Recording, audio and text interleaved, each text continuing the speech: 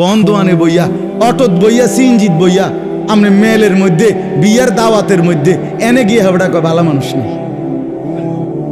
ভালো মানুষ থাকবে না কেন? ভালো মানুষ আছে বলেই সূর্য উঠে, চাঁদ ওঠে।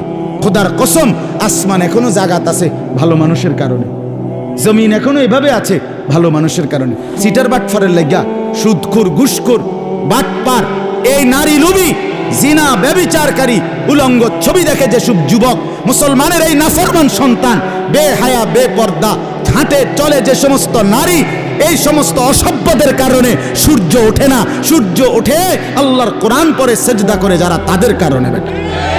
আরে তোরা যারা নামাজ পড়স না ছেলে, তোদের কারণে রিজিক মেলে না। আমাদের বরকতে, আমাদের বাচ্চাদের বরকতে, আল্লাহর কোরআন পড়ে যারা বল, তাদের বরকতে তোরা ভাত খাস বেটা।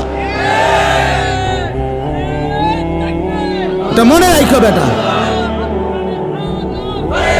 হ্যাঁ, এই আল্লাহর কোরআন পড়ে যারা, সেজদা করে যারা, 5 ওয়াক্ত নামাজের সেজদা যাদের কপালে আছে, তাদের জন্য সূর্য ওঠে।